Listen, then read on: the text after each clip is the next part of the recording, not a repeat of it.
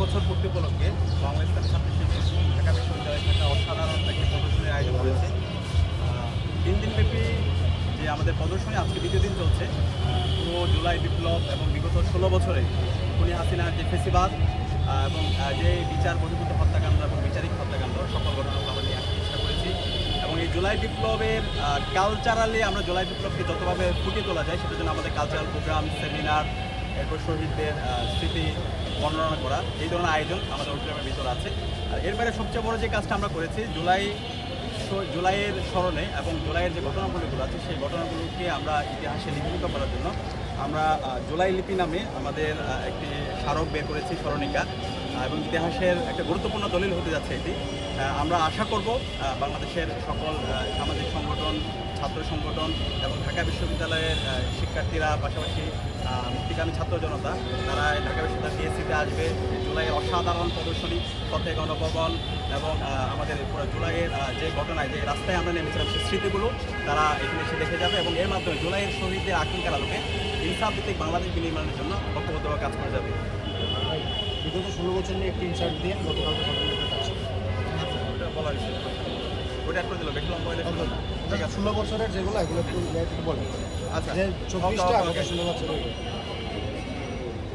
তাহলে তো ওটা ওখানে আমরা এই প্রদর্শনীতে খুনি হাসিনা যার মাধ্যমে তার এই অবৈধ শাসনকে বৈধতা দিয়েছিল এবং যে ঘটনাগুলোর মাধ্যমে সে দীর্ঘদিন ধরে তার মস্তকে ধরে গেছিল সেই ঘটনাগুলো আমরা একটু উল্লেখ করার চেষ্টা করেছি।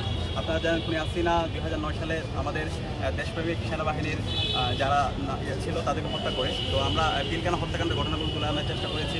এরপর হচ্ছে 28 ফেব্রুয়ারি দেলোয়ার সাঈদী রায় পরবর্তী গণহত্যা হয়, সেই ঘটনা আমরা নিয়ে আসার চেষ্টা করেছি। বিচার বহির্ভূত যে হত্যাকাণ্ড যারা শিকার হয়েছে সেই ঘটনাগুলো আমরা আনার চেষ্টা করেছি এবং বিচারিক হত্যাকাণ্ডে যারা শিকার ছিল এবং ওই সময়ে বাংলাদেশের ফেসিবাদ বিরোধী আন্দোলনে যারা নেতৃত্ব দিয়েছে, দেশে বেগম খালেদা জিয়া থেকে শুরু করে এবং বিএনপির সিনিয়র নেতৃবৃন্দ, তাদের যে কমেন্টগুলো ছিল সেগুলো আমরা নিয়ে আসার চেষ্টা করেছি। এবং এই বিচারিক হত্যাকাণ্ডে আপনারা জানেন এটা বিচারের নামে অবিচার হয়েছে।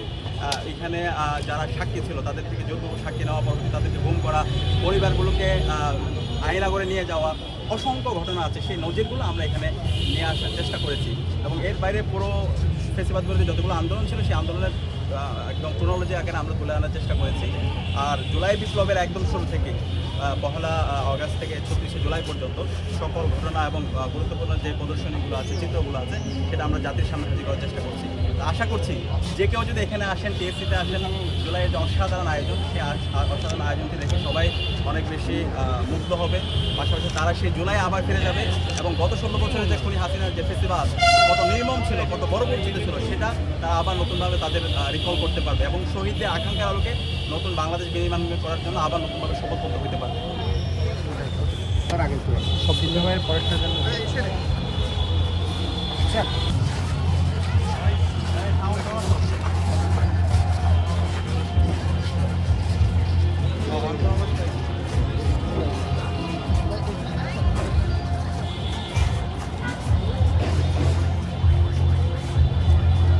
আমি ভিতরে আমি আপনার সঙ্গে বলে যাই আসেন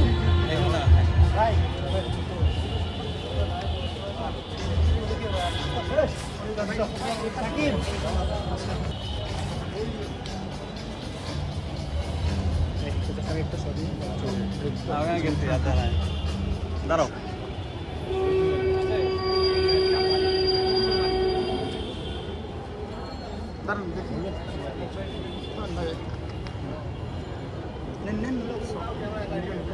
এই প্রদর্শনীগুলো নিয়ে একটু বাইরে